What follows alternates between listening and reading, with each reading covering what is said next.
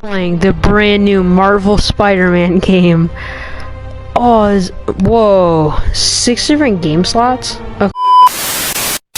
On September 7th, 2018, Marvel Spider-Man officially released for PlayStation 4. I should know, I was there live streaming it, in what I can only describe as one of the worst eras of my YouTube channel. What the heck? Of course you got that medkit. No! Okay, bad live streams aside, this game is a game that I can personally say I have tons of history with. From the first time that I 100%ed it about a year after the game released, to beating it over and over and over again, to around September of last year when I played through it again in the remastered version on PlayStation 5, or even when I decided to replay it again for this video. Yeah, I've probably beaten this game like 5 or 6 times by this point, but I just can't stop playing it. It's that much fun, and the story is that engaging. But what makes this game so good, and why do I keep coming back to it? These are things that I continue to think about and figured it only makes sense to make a retrospective video on Marvel Spider-Man, especially with the sequel coming out in October of this year. Or at least let's hope so. But yeah, that is the thesis for this video, and let's see what makes Marvel Spider-Man PS4 so great. The first thing that we are greeted to in this game is what I can only describe as one of the best title screens in all of gaming. Now, I could do an entirely separate video on how important title screens are, but to sum it up, a title screen that just has something sort of simple, but an amazing song next to it has me super excited for a game before I've even started playing it. Games like Ocarina of Time and the Final Fantasy VII Remake definitely do this well, but I feel like Marvel Spider-Man might have my favorite of all of these. Its title screen is accompanied by one of my favorite pieces in the entire game.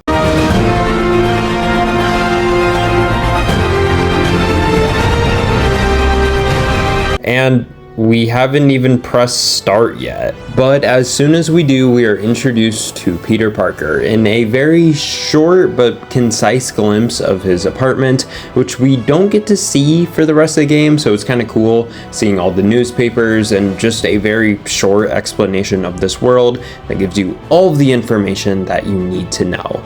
And on top of that, we get some upbeat music and a little tutorial on how to swing as we go into the first mission, taking down Wilson Fisk.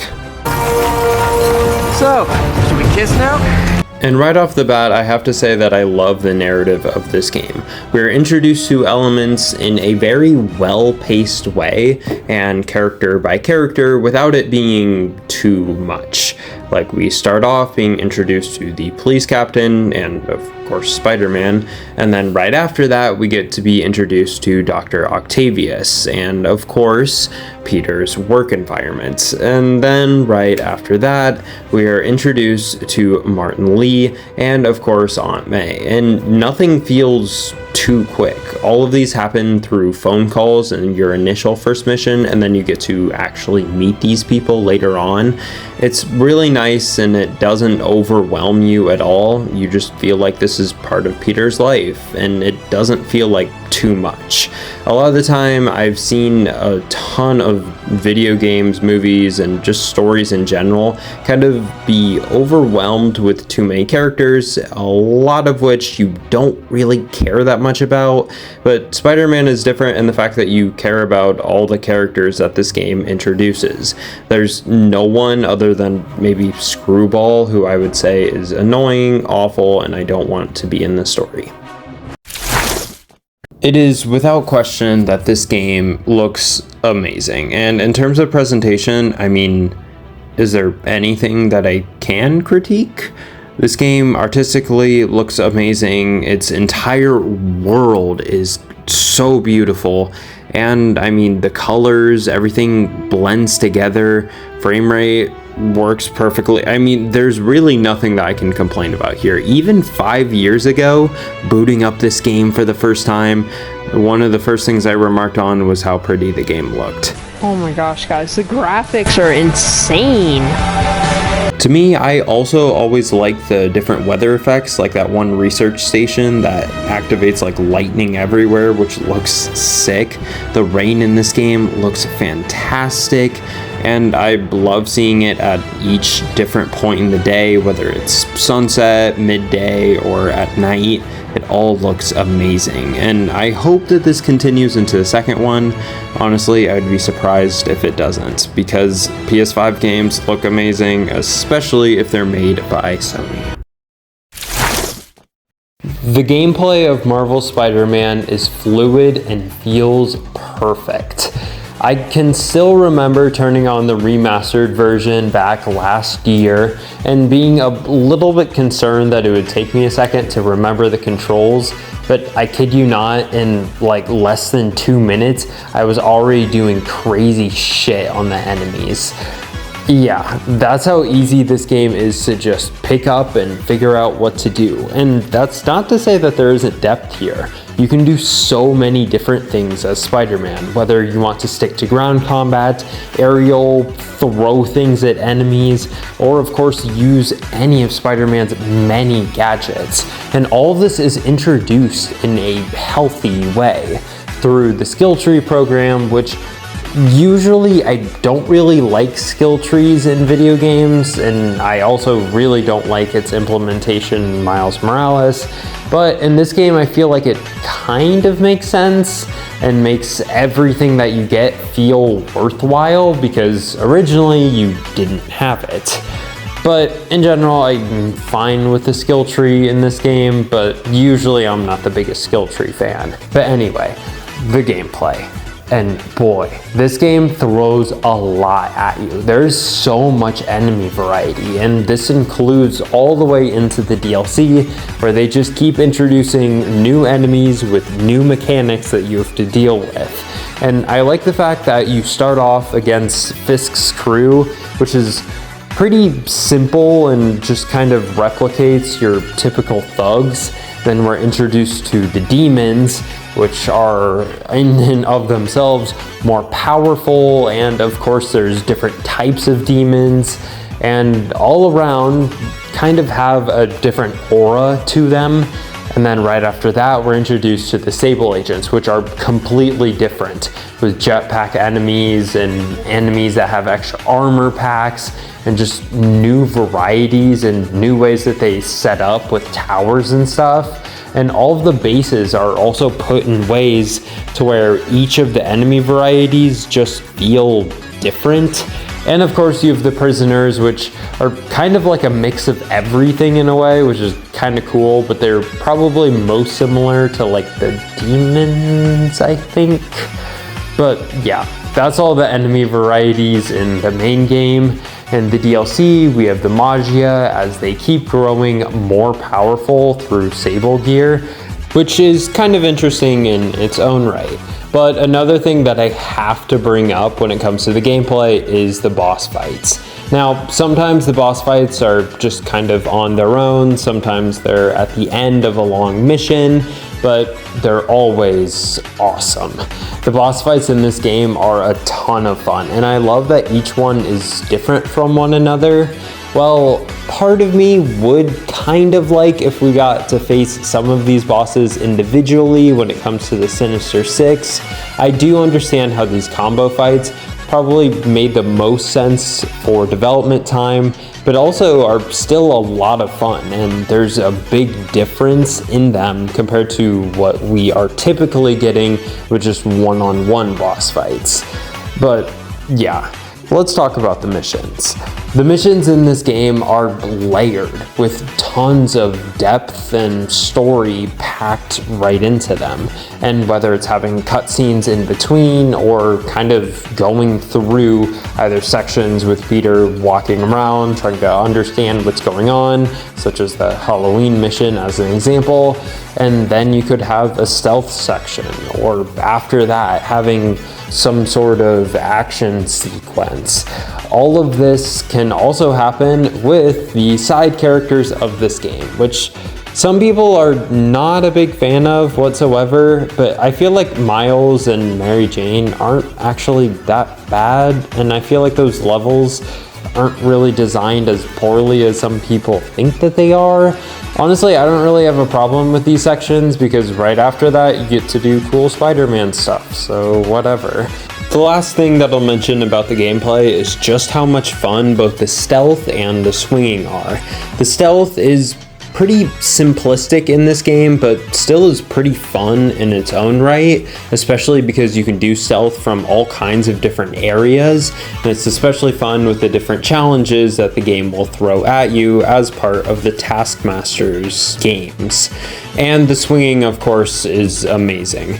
It's so much fun, especially because there are different forms of swinging that you can take that can either have you go faster or just give you the illusion that you're going faster. It always feels natural and always feels spectacular. To round out this retrospective, we have what I would argue is probably the best part about this game. Now, I'm not going to go through scene for scene the entire story of Marvel's Spider-Man, because most people already know that it's an amazing story. But I just have to point out a few things that really highlight to me how good this story is. First of all, the story handles really well the build-up and eventual payoff at the end. This game's beginning is a little slow, you could say, with defeating Wilson Fisk. So, should we kiss now? And then after that, we are introduced to the demons, who take up most, if not the rest of the plot, which I am perfectly fine with. In Spider-Man comics, Mr. Negative isn't necessarily the most interesting villain, but he's done really well in this game, and I like how Martin Lee is seen to quite literally have two sides of him, especially in those scenes where you're just swinging through rubble as his story is explained to you. It's really moving, and you can understand how he turned into Mr. Negative.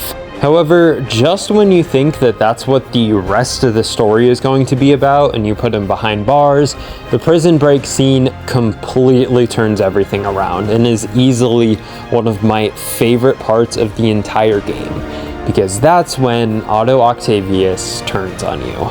Now, this is something that the game was building up all the way since the beginning, and when I first played it, I was still super surprised. Now, obviously, I knew that Otto Octavius would eventually become Doc Ock, but I wasn't immediately thinking, oh, that's gonna happen in this game. So I was pretty surprised when it happened, at least the first time. And I know not everyone was that way, but it is really cool how you're working with them throughout most of the game. And then when he turns, it's seen as a complete shock, especially through the lens of Peter Parker.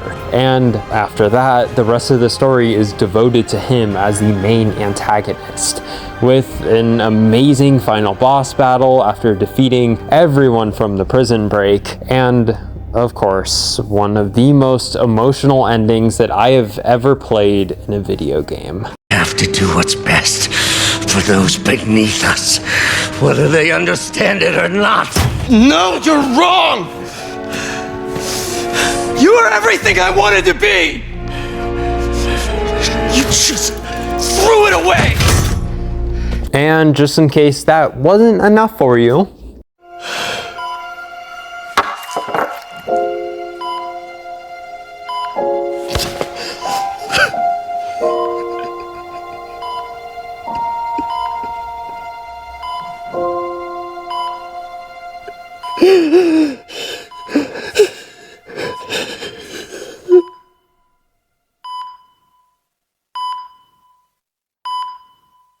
safe to say that the final portion of this game is a tearjerker. Marvel's Spider-Man ends on a way that only makes sense for Spider-Man. With such a background in trauma, it is part of the character to have to deal with all of that, which is why it is in many ways a perfect ending, albeit a sad one. Marvel Spider-Man will always go down in my heart as one of my favorite games of all time.